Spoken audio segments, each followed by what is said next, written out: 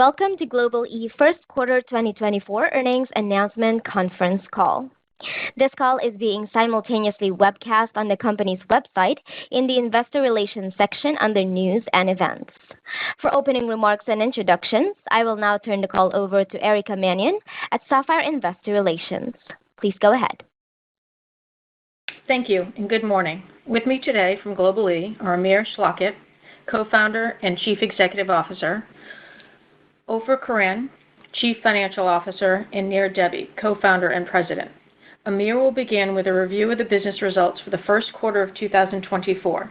Ofer will then review the financial results for the first quarter of 2024, followed by the company's outlook for the second quarter and full year of 2024.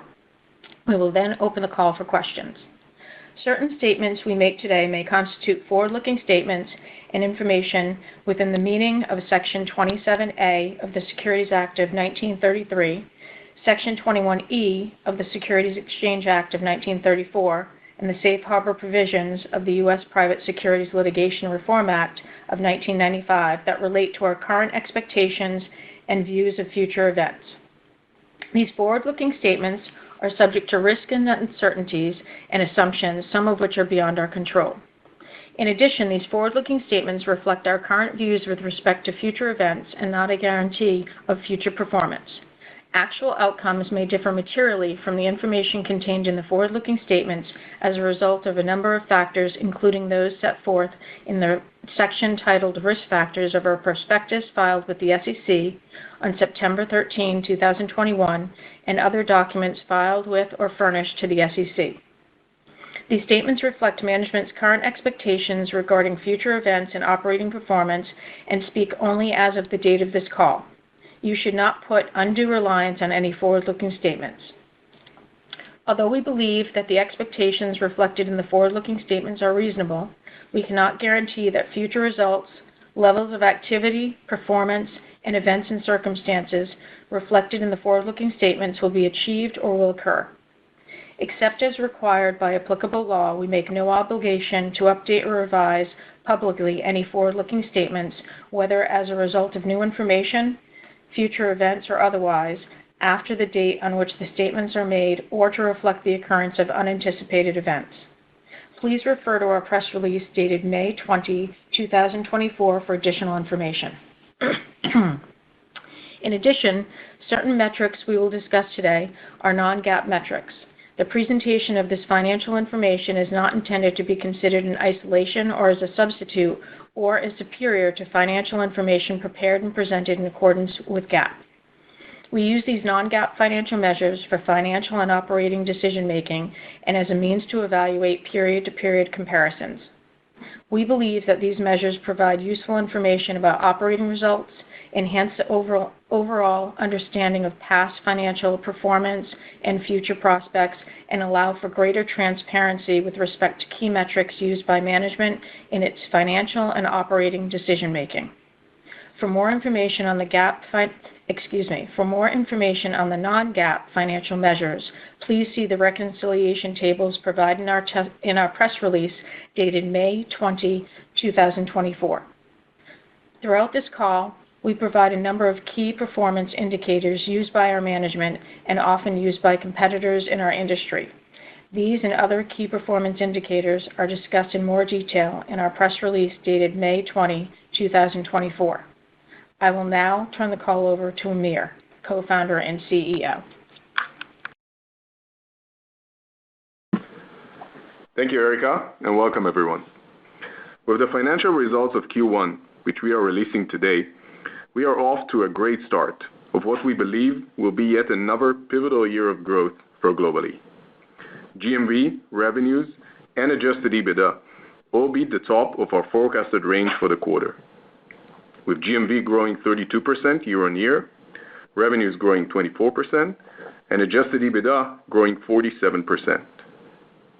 These strong results manifest our team's continued execution across all elements of the business, coupled with our effectiveness in controlling costs and the fact that macro conditions during the quarter were slightly more favorable than what we initially anticipated back in February.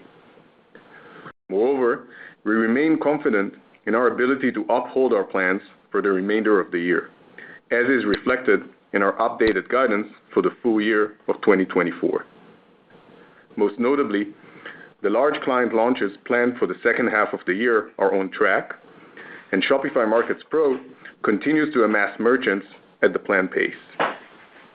Among other things, we believe both these factors will contribute to our ability to accelerate growth in the second half of the year.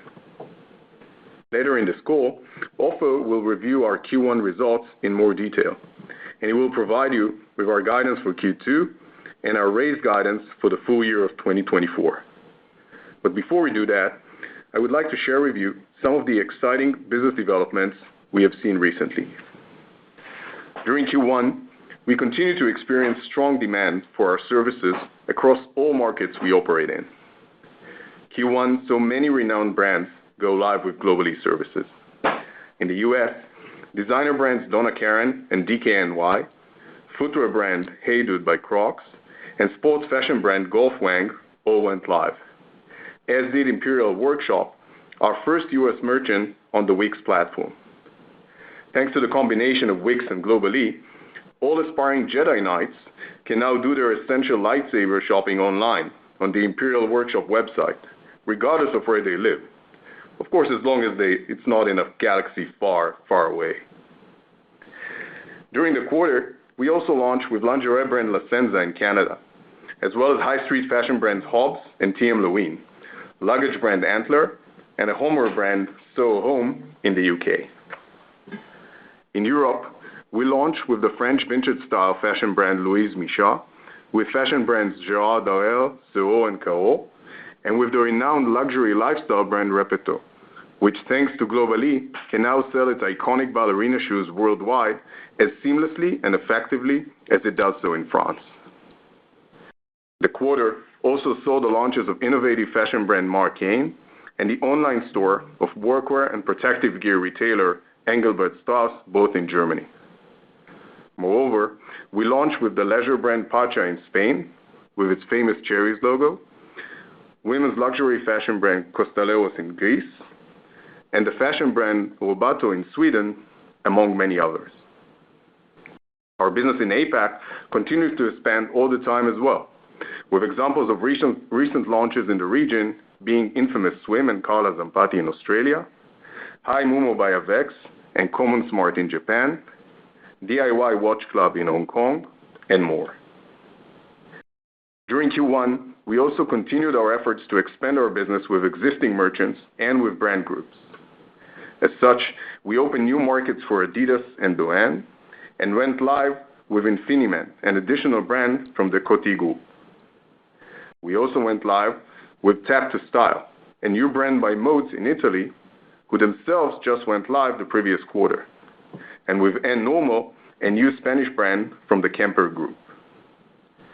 With dozens of other brands going live, and with robust integration and sales pipelines, we believe we can continue on our growth path into the future, as more and more merchants put emphasis on global direct-to-consumer sales.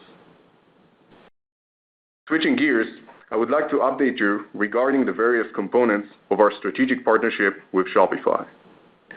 On the 3P, or direct integration side, the migration of our historical merchant base onto the new native integration is nearing completion, and the team's focus has turned now towards the continued gradual transition of all Shopify merchants onto checkout extensibility. On the 1P, or Shopify Markets Pro side, merchants continue to sign up and go live, gradually amassing GMV at the planned rate. In parallel, the teams on both sides continue to work on developing additional features and capabilities, further enhancing the solution's reach. Given the large market potential on the Shopify platform, and as adoption of the innovative Markets Pro solution continues to rise, we remain highly convinced in our ability to capture a meaningful part of this massive market opportunity over the course of the next few years. With all these exciting developments, and with many others across the entire business, we continue to believe, more than ever, in our ability to exhibit long-term and durable growth as we capture more and more of the vast greenfield opportunity that lies ahead of us. I will now hand it to Ofer, our CFO, to take us through the quarterly numbers in more depth, as well as present our updated guidance going forward. Thank you, Amir, and thanks everyone for joining us today for our earnings call. We are off to a strong start in 2024. Q1 was another quarter of fast growth and robust adjusted EBITDA as we continue to drive progress on all fronts and remain committed to delivering value to merchants in their international initiatives. I'd like to point out again that in addition to our GAAP results, I'll also be discussing certain non-GAAP results. Our GAAP financial results, along with the reconciliation between GAAP and non-GAAP results, can be found in our earnings release.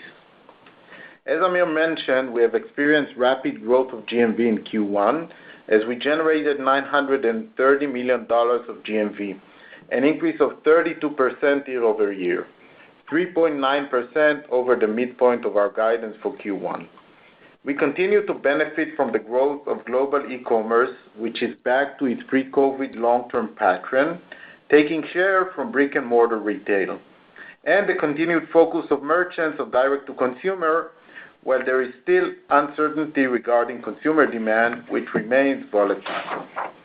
In Q1, we generated total revenue of $145.9 million, up 24% year-over-year.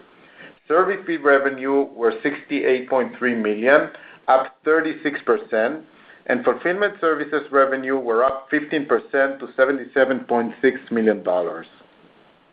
The higher growth of service fee revenue compared to fulfillment services revenue was mainly driven by the higher share of our multi-local offering.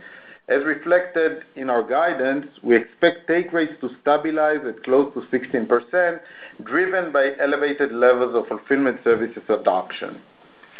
Non-GAAP gross profit continues to outpace revenue growth.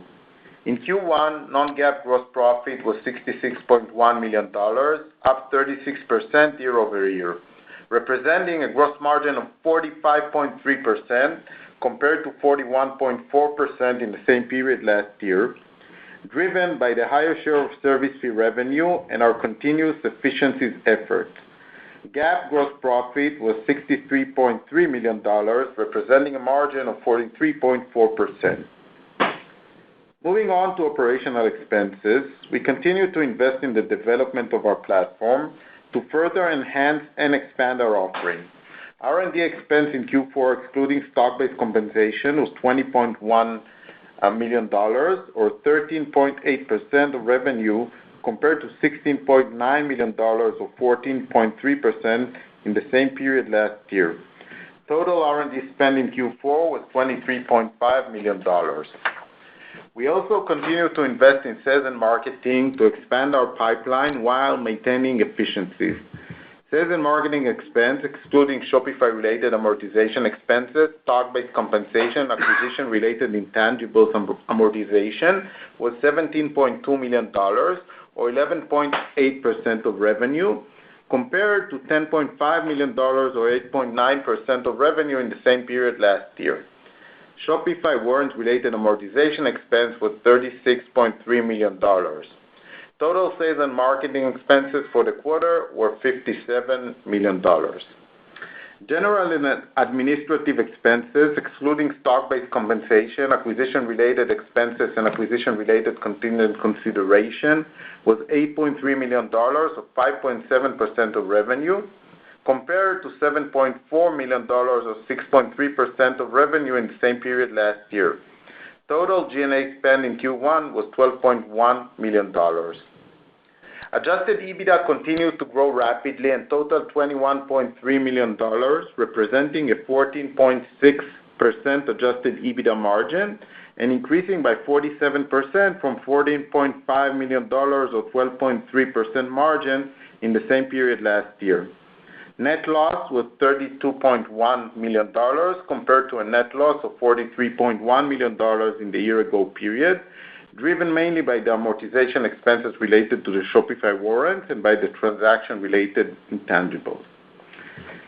Switching gears and turning to the balance sheet and cash flow statements, we ended the quarter with $298 million in cash equivalents, including short-term deposits and marketable securities. Cash flow used by operating activities was $54.3 million compared to $29.5 million used a year ago, driven by typical first quarter post-peak working capital dynamics and a $12.2 million payment of held-back acquisition-related proceeds to the Flow founders. Moving on to our financial outlook and guidance for Q2 and our updated 2024 full-year guidance. For Q2 2024, we're expecting GMV to be in the range of $1.025 to $1.065 billion. At the midpoint of the range, this represents a growth rate of 27% versus Q2 of 2023. We expect Q2 revenue to be in the range of $162.5 to $168.5 million. At the midpoint of the range, this represents a growth rate of 24% versus Q2 of 2023. For adjusted EBITDA, we're expecting a profit in the range of $24.5 to $28.5 million. For the full year of 2024, we are raising our guidance and now anticipate GMV to be in the range of $4.625 to $4.865 billion, representing a 33.4% annual growth rate at the midpoint of the range. Revenue is now expected to be in the range of $733 million to $773 million, representing a growth rate of 32.1% at the midpoint of the range. For adjusted EBITDA, we're now expecting a profit of $124 to $140 million. We continue to believe growth will accelerate in the second half of the year, driven by large merchant launches planned for H2, which are on track, anticipated elevate volume contribution from Shopify Markets Pro, which is growing as expected, and a lower impact from Borderfree on a year-on-year comparison. In conclusion, the opportunity in front of us remains massive, and we continue our journey to support merchants worldwide in expanding their direct-to-consumer business. We focus on execution and believe we can continue to grow rapidly while further expanding cash generation in the coming years. And with that, Amir, Nir, and I are happy to answer questions you may have. Operator?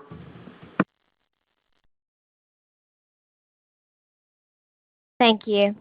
Ladies and gentlemen, we will now begin the question and answer session. Should you have a question, please press star followed by the number 1 on your touchtone phone. You will hear a 3-tone prompt acknowledging your request. Should you wish to decline from the polling process, please press star followed by the number 2.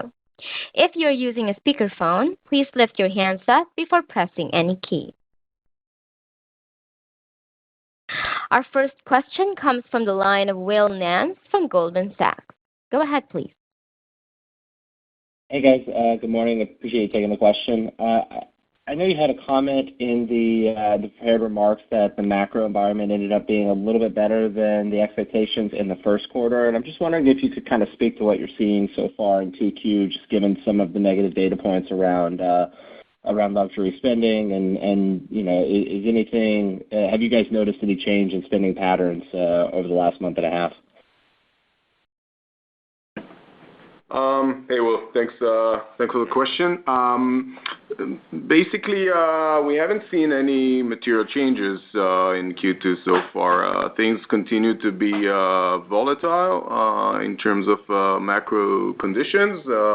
We see it basically in the trading patterns, but our anticipation and what we've seen so far in Q2, and our assumption for the remainder of Q2 is that the volatility and hence the macro environment in general will remain similar to what we've seen in Q1.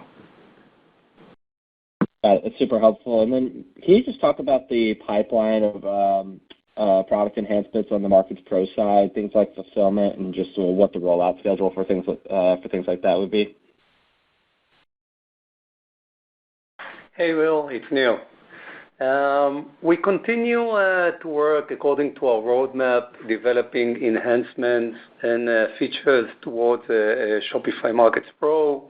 And we continue to roll those out. I think over the next few quarters, we will see a gradual rollout of all the key elements we are working toward, and we expect it to continue and accelerate the growth in the coming quarters of the solutions adoption. Got it. Appreciate you taking the questions.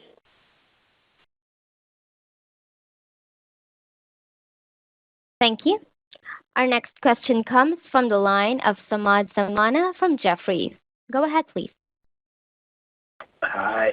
Hi, good morning. Thanks for taking my questions. So maybe first, you guys mentioned multiple times that Markets Pro, that the merchant ramp is tracking to plan. Can you just remind us what the plan target is, whether that's in terms of number of merchants or GMV that you're targeting for 2024, and what have you assumed in guidance for the rest of the year? Hi, Samad. We haven't guided for specific numbers of what we expect this year on Markets Pro.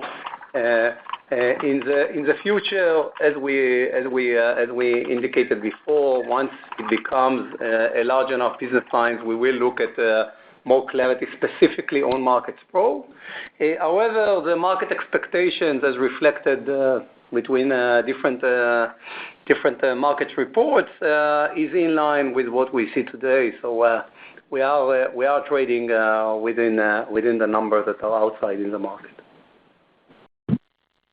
Understood. And then maybe just, Ofer, as I think about I know you mentioned what drove the quarter, but I didn't catch NRR. Could you maybe help us understand how NRR tracked through the quarter and what you've observed maybe post-quarter, and if that's tracking to kind of historical assumptions that you've seen over the last few years? Yeah. So, hey, Samad, thanks for the question. So, as you know, we provide annual NRR numbers. However, generally speaking, we can say that while, as Amir mentioned, there is volatility in consumer behavior, all in all, except for the slower 2 weeks in February, it has been around or just slightly below the numbers we usually see, or the numbers we've expected for this year.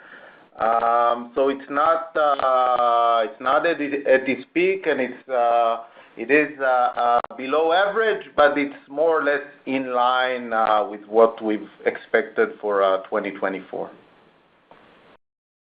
Great. Thanks again, and congrats on a strong quarter. Thank you. Thanks a lot.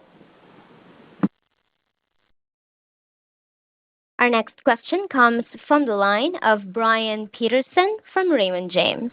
Go ahead, please. Thanks, gentlemen. Congrats on the quarter. So I know you mentioned some commentary on the macro. I'm curious how that relates to the top of the funnel. What are you seeing in terms of pipeline creation and deal timing thus far in 2024? Hey, hi, it's Neil. Thank you for the question. For now, what we see as year to date is that our pipelines remain strong or even stronger than what we've seen ever in the past. We are looking towards the second part of the year, where we expect the launch of several large merchants that are currently in project state, as well as the signing of at least additional one. So we're quite optimistic. I don't think that we ever had a pipeline in terms of sheer dollars that was as strong as this one. That's great to hear. And Ofer, maybe just to follow up, you had a nice beat in gross margins this quarter. I know the mix is maybe a little bit different, but want to understand what drove that and how we should be thinking about modeling gross margins going forward. Thanks, guys. So yeah, gross margins have been high this quarter, and that is due to two factors. The first one is actually the mix of revenue. So service fees share was higher compared to last year, to the parallel quarter. In addition, we are continuously working on efficiencies, improving processes, and so on and so forth. This contributed as well. Going forward, we don't expect, as we previously stated, we don't expect any significant expansion this year. We are happy with the level of gross margins we currently have. Going forward, we do not expect a significant increase.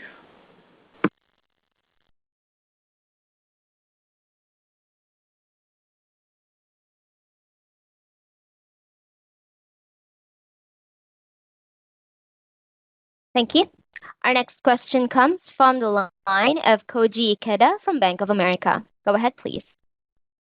Yeah. Hey, guys. Thanks so much for taking the questions. I wanted to ask on the guidance here, just thinking about the GMV guide specifically. And when I look at the second quarter guide and the full quarter guide and a little bit of the historical seasonal pattern in GMV, it looks like a pretty heavy ramp into the fourth quarter here. So just trying to understand, or maybe a bit more qualitative color in the way you're thinking about linearity and GMV ramp for the rest of the year. Thank you. Yes. You're right. This year is not our typical year, and we've discussed that in the previous quarter as well. H2 growth takes into account a few drivers. The first one is the large client launches that we expect and currently are on track, on time. This is one main contributor. In previous years, we had large client launches, but they were not all in the second half of the year. The second driver is obviously Shopify Markets Pro, which is ramping up, so we expect it to contribute more in H2. It is currently, as we mentioned, it's on target, so we feel quite confident with the way it's progressing. The third one is we do expect to see reduced effect of Borderfree. Borderfree is weighing on our growth a bit due to the nature of the merchants trading on Borderfree, a lot of large department stores and so on. As we go forward, its share of our volume is decreasing because the other business is growing, and we are migrating those merchants to GlobalE, and we expect to see uplifts once those migrations are done. Those are the main drivers behind the H2 growth. Got it. Thank you. Just to follow up here, on the large merchants that you've mentioned that you're expecting to come on in the second half, it definitely sounds like it's a positive and on the progression here to get them to go live, but it also sounds like it's a pretty big risk to guidance if they don't go live. So maybe you could speak to what is giving you that confidence that these guys will be able to get the GlobalE platform live later this year. Thanks, guys. Hi, Koji. It's Nir. The large projects are currently on track. It's projects that are already deep into the project phase of it in order to launch in Q3 and early Q4, because no one launches in November, December. Usually, everybody's doing it pre-peak. In the next 4 months, in order to launch, large merchants are already deep into the integration and the testing cycle. We do have high confidence that it is happening. While there is always a risk of delay, we do have high level of confidence based on the current status of the project that it's actually going to go as planned. As we do take some, I would say, some level of conservatism into our guidance, of course, we did factor out certain delays, a few weeks here, a few weeks there, in order to absorb minor changes in the launches. Thank you. Thank you for taking the questions. Thanks, Coach. Our next question comes from the line of Scott Berg from Needham. Go ahead, please. Hi, everyone. Nice quarter. Thanks for taking my questions. Nir, I think it was you that responded to the pipeline question in the second half, and pleased that it actually, I think it was dollar-wise, might be an all-time high here. As you look back at your Q1 business, what do sales cycles look like? Are you able to continue to close deals at similar rates, or is there anything in the macro that might be accelerating or delaying some of those sales cycles?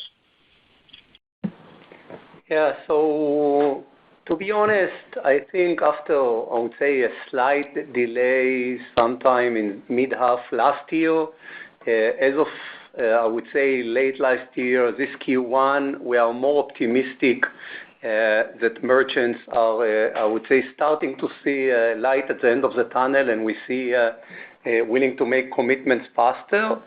The main change we see is on the larger project side, where we see more RFPs coming in, more interest from large merchants. And if that continues, we do expect it to affect very positively our 2025 launches. So it's pipeline that is being built now, very strong one, and we believe that if this continues along the year, we will see a very positive effect on our 2025 business.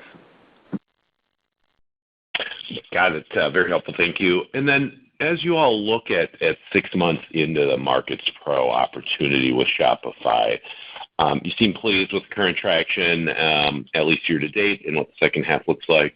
But are there additional levers that you believe that you can pull? Maybe they don't impact this year. Maybe it's more impacting next year in fiscal 25. But are there additional levers that you can pull to maybe accelerate some of the merchant adoption of that platform?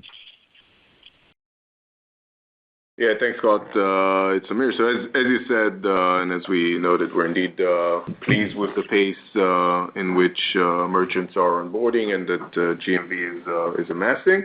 And yes, there is a joint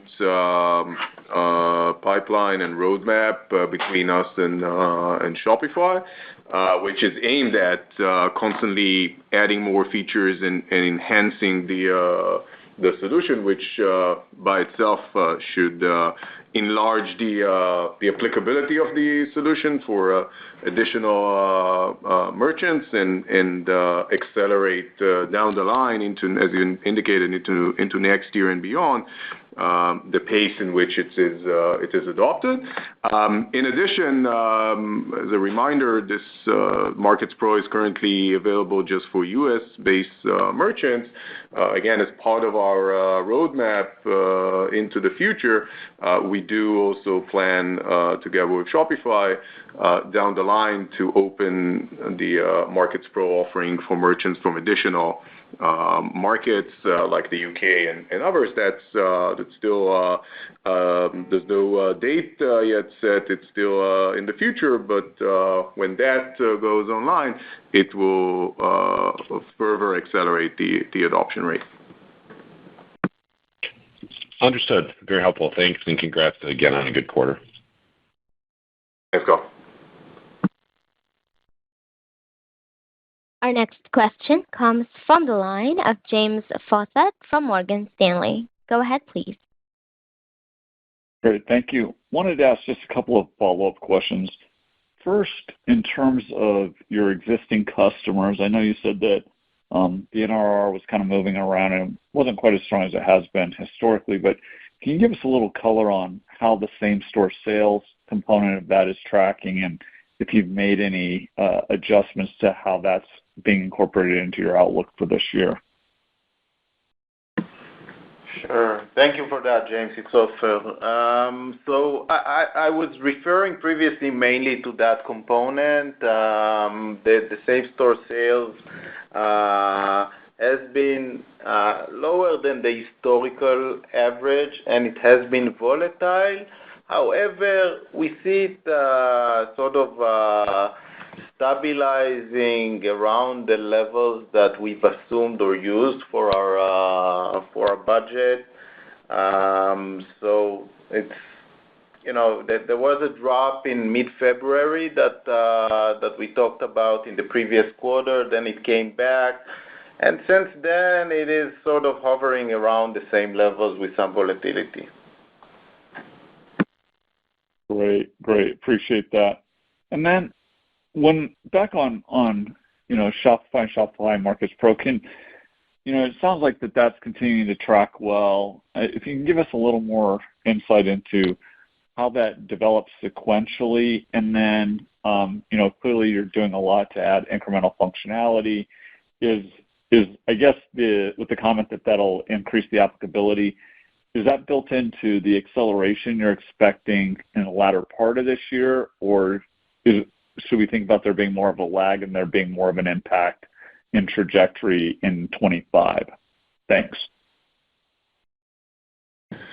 Yeah, thanks, James. So in terms of the adoption rate, we see a constant stream of merchants that is joining, and we're constantly working not just on features that have to do with the offering itself, but also the onboarding process, which is not less important, and making it even more seamless and even faster for merchants to onboard and start trading. So this, together with the larger appeal as we roll out more features, should gradually enhance that kind of daily or weekly pace of merchants joining the platform. So we do bake into our assumptions going forward the kind of gradual increase in that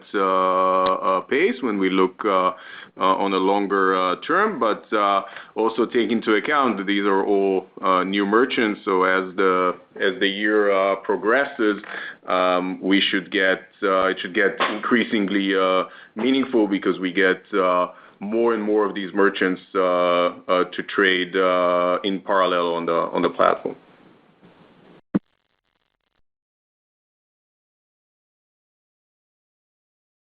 Thank you. Our next question comes from the line of Brent Bracelin from Piper Sandler. Go ahead, please. Thank you. So sounds like the large merchants here are helping drive this second half acceleration. It sounds like you're getting more interest from large merchants in the pipeline. I just wanted to double click into why now. Could you talk about why these large merchants are now turning to GlobalE? The tough macro out there, there's certainly challenges. So love to better explain kind of why you're seeing the large markets turn to GlobalE now. Thanks. Hi, Brent. It's Neil. Then overall, we have seen a movement toward larger merchants that started in COVID. COVID pushed much more larger retailers towards accelerating the direct-to-consumer approach, especially on a global level, as most of them had it in their home markets. We do see this being accelerated now with more RFPs coming out, as domestic markets, I assume, are more challenging or more saturated for many of them, and they do want to have further growth and further profitability that can be provided by direct to consumer and not through wholesale or middlemen in different countries around the world. So we do expect it to continue to grow. And I think it also relates to GlobalE positioning that over time builds much more expertise and brand position as market leader in supporting those large brands, generating great results and making their operations much more seamless and simple, trading around the world. And we continue to see this growing and accelerating over time as we are able to build more capabilities, being much more localized in more markets around the world, and gain and generate more data out of this growth. So the combination of it all, I think, creates this flywheel effect that would continue to attract a larger business into the company as we see it. Thanks for that. And then Ofer, if I think about the GMV growth guide at the midpoint versus the revenue guide at the midpoint, can you just talk a little bit about take rate and expectations on take rate and what's driving the improvement here in Q2? Yes. So basically, as we mentioned previously, we expect while we do expect some volatility in take rates depending on specific GMV mix, we expect it to be much more stable if you look at the entire year compared to previous years. So we expect it to be close to 16% over the year, with less volatility between quarters. As we've mentioned, we do see multi-local growth normalizing, not because those merchants are not growing. They're growing very nicely, but last year the larger of those either expanded their business with us or launched the business with us. So it was a unique year in that perspective. So we see more normalized take rates. There aren't many changes. It's mainly sort of marginal movements depending on the GMV mix. But we do expect it to stabilize below 16%. Makes sense. Thank you so much. Thanks, Brent. Our next question comes from the line of Andrew Buck from Wells Fargo. Go ahead, please.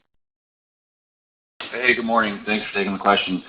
Just wanted to get a product update on the demand gen solution that you were planning to launch in the second half. Maybe an update on early receptiveness you've heard from clients and whether that can meaningfully move the needle on revenues or margins as we get in the back half of the year.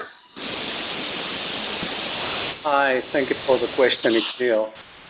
We continue to invest in building our demand gen capabilities. We did, over the last few quarters, build expertise and an in-house specialized agency to support our brands in growing the demand generation. In the second part of the year, we are going to launch to support it based on the Borderfree acquisition, a unique proposition that would support us in driving our brand's growth. We are now in the early stages of introducing this solution to our merchants. It's not live for them yet. It's just being introduced to them now in order to get a buy-in, in order to get them live on it in the second part of the year. We do see a very great interest in it, and we do expect high adoption. We do believe it will accelerate the growth, and we will start seeing positive effect as of the last quarter of the year, but much more when we look into 2025 onward. This does going to, as we see it, accelerate our growth and our clients' growth based on actually increasing NDR. We expect that trading merchants today and merchants that will launch with us in the future would be able to penetrate new markets and increase their footfall in current markets with these services. So we do have high hopes to it. Most of it will not materialize, of course, in 2024. We do see it as a contribution that's going to grow as of 2025 onwards. Got it. Definitely something to look forward to. Just touching on adjusted EBITDA, another nice quarter of stability there. Just thinking about the back half ramp with Markets Pro and with the two large merchants, how do you feel from an investment perspective that you're positioned today, and how do you think that can translate to margins as we get in the back half of this year and then into 2025? Just trying to better understand the modeling here. So EBITDA, as reflected in our guidance, we expect the margin to continue to grow in 2024. and to be around 18%. The economics of new merchants coming in or the Shopify Markets Pro offering on, obviously if those are large merchants, the economics are a bit different, but on the same level, we've launched many smaller merchants in the first half of the year, so there is a balance there. We don't expect any significant changes. We expect to see an improvement over time as reflected in our guidance for the entire year as well. Yeah, and it's Amir. I'll just add maybe that we've spoken a couple of times in the past and also in this call. We strongly believe that there's a huge greenfield opportunity still ahead of us. So it's important to know that we do still prioritize growth over profitability. So whenever we see, and we continue to see all the time, opportunities to reinvest in the business, of course, always watching our operational expenses growth and making sure that we continue to gradually improve on margins, but still we continue to invest in adding more resources both on the R&D side and across the rest of the business to make sure that we continue to be well positioned to capture this opportunity. Thank you. Our next question comes from the line of Pat Walravens from JMP. Please go ahead. Great. Thank you. So Amir, big picture, you have all these growth drivers. You've got Shopify, so you can go more in the U.S. than you can go internationally. You just launched with Wix. You're adding more bigger brands. You have the demand gen solution coming out. So the question is, what are the constraints on the ability of this company to scale? You're going to do $1 billion next year. Why can't it grow to $10 billion? I don't think we can't. I think we can, Pat. I think it's the opportunity is there. I think our product market fit is there. I think we have in the pipeline also additional complementary services that we can add. So all of that together, I think we're on the right path to continue growing. We are also constantly working on enlarging our already significant ecosystem of great partners around us, where they can contribute to our growth and we can contribute to their growth. So I think the main constraints are time, and of course, as always, execution. And we continue to focus on execution. We continue to make sure that we do the best job possible for the growth of our merchants, and we believe that as we continue to do so, growth will continue to come, and we can continue to materialize that opportunity ahead of us. Awesome. All right, and I'm looking forward to seeing you guys on Wednesday in Tel Aviv. So congratulations. Same here. Thanks, Pat. Our next question comes from the line of Maddie Schwitz from KeyBanc Capital Markets. Please go ahead. Hey, guys, and thank you for taking my question. I was just wondering if you can give an update on the border-free migration. Just kind of wondering maybe what percentage of customers have moved over to the GlobalE platform and kind of any early learnings on that uplift that you could potentially see there. Thanks. So we do continue to work with the clients toward migration to end by the end of this year or latest if we'll see there is a need for it early Q1 next year. The clients that have migrated, we have seen great results in uplifting the sales conversion rates, driving better performance, better sales. based on the, I would say, a larger suite of solutions and services on our platform. We do expect that once the vast majority of border-free clients would migrate, we will see a better trading with them in the following quarters. So we are optimistic about it. It is, as we indicated in the past, going slower than initially expected. So we do believe that some of it will roll out into Q1 of next year. However, we are happy with the results that we have seen on migrated clients. Great. And then just a quick follow-up. Do you have any call-outs from maybe a geo perspective? Are there any standouts in terms of inbound markets, either headwinds or tailwinds? Thanks.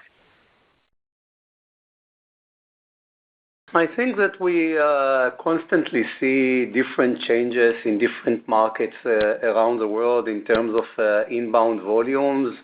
As some countries face more challenging macro, you see their growth declining. Some of the markets are affected by geopolitics. If you look at the inbound into Israel or Ukraine, where you see the markets actually shrinking in a two-digit percentage pace heavily. But because of our global nature and the amount of corridors we sell into, then actually I think that all in all, as Ofer indicated, we do see some stability. So the overall numbers are slightly below historical averages, but they are in line with what we expected for this year, which was, I would say, a bit softer macro in general than previous years, despite the fact that, yes, there is volatility. Some weeks looks better or less, but overall, I think that we do see now a stable, relatively okay macro, not as great as previous years, but I would say an okay macro in general reflected in same-store sales across different corridors.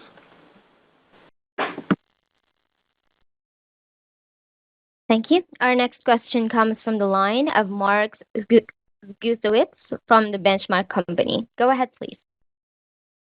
Thank you. Hi, guys.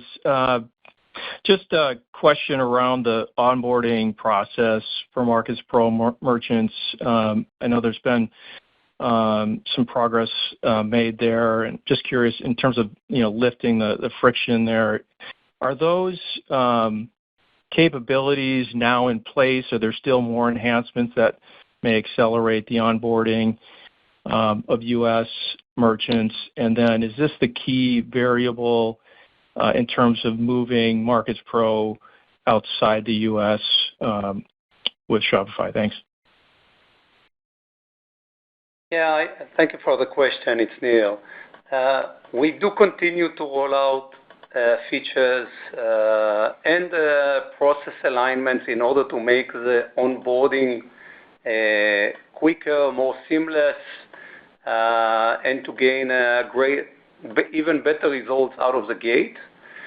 However, also on the ongoing trading and the market segments and vertical that the solution is geared for, we do have still a rollout plan of different feature and capabilities that will be rolled out through the coming quarters. On the back of this completion, of course, we would go into a much wider rollout, but this is dependent, of course, on Shopify and their decisions.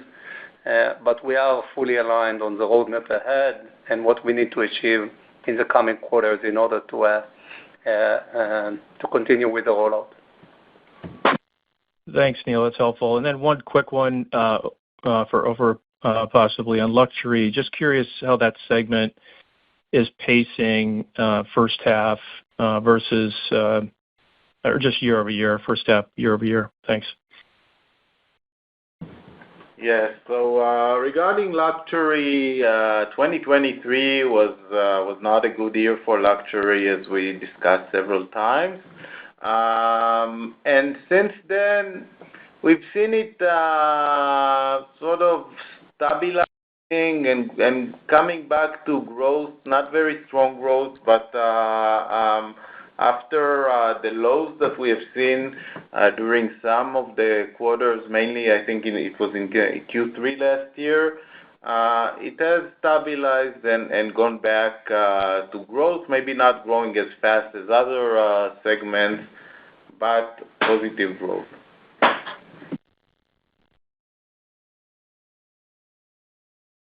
Thank you. Our next question comes from the line of Matt Coad from Autonomous Research. Go ahead, please. Hey, guys. Thanks for taking the question. Curious if you could unpack the growth in sales and marketing expenses ex the warrant amortization. Sorry about that. It's growing at a really fast pace, as you noted in your prepared remarks.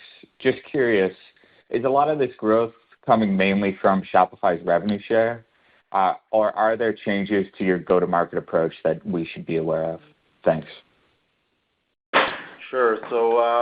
As you mentioned, we do have sort of a variable cost in our sales and marketing, which is the Shopify rev share component, and it is growing. I think most of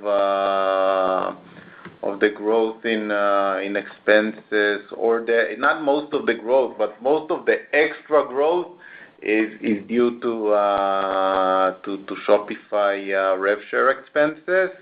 However, nothing special to report, but we are continuously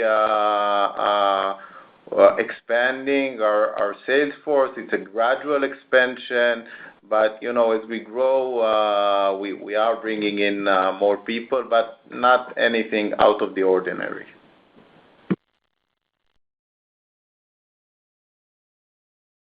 Thank you. We will take our last question from the line of Matt O'Neill from FT Partners. Go ahead, please. Hey, gentlemen. Thanks so much for squeezing me in at the end. A lot of good questions asked and answered. Maybe first, Ofer, I know you mentioned a couple of points contributing to the gross take rate, how that'll stabilize close to 16, you mentioned. This quarter, the net take rate actually outperformed by a good amount. And I was just curious if there was any call-outs to attribute that to, or anything that we should expect to be stickier going forward, or if it was maybe more of a mix shift. And then I'll just get my follow-up in there now. I know a bunch of people asked about Shopify Markets Pro, and specifically, kind of the international rollout. Is that something just from a timeline perspective, to be conservative, we should think about international markets there, as a 2025 and beyond type of a discussion? Thanks a lot. In terms of the international rollout, I think it's also dependent on Shopify plans, so we can't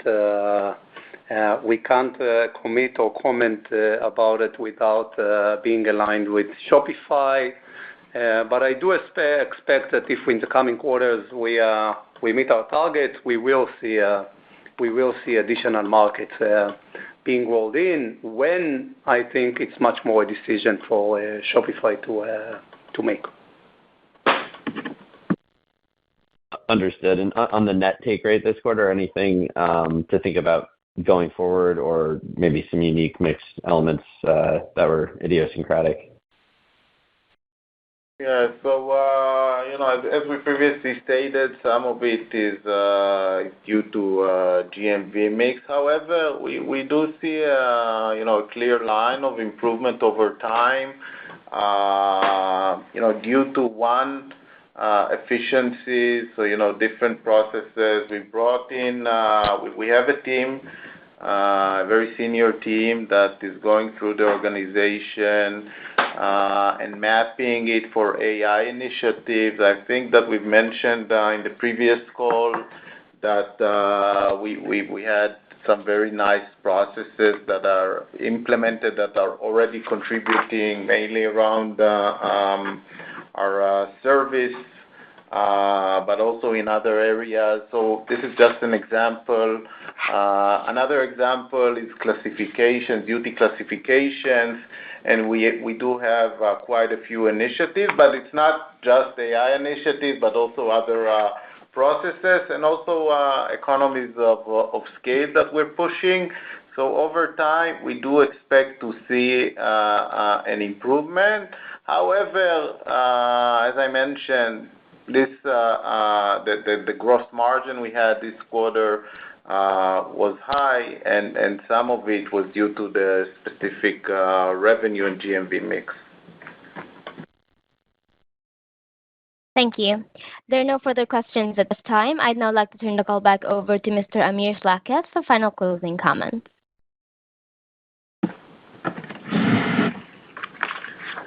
Thank you very much, and thank you everyone for joining us today. And we very much look forward to seeing you again on our future earnings calls. Just before we adjourn, I would like to take this opportunity again to say a big thank you to all of our wonderful team members throughout the world. Your hard work and complete dedication to the success of our merchants are and will always be the key driving force behind our continued growth and success. So goodbye to you all, and take care. Thank you, sir. Ladies and gentlemen, this concludes your conference call for today. We thank you for participating and ask that you please disconnect your lines.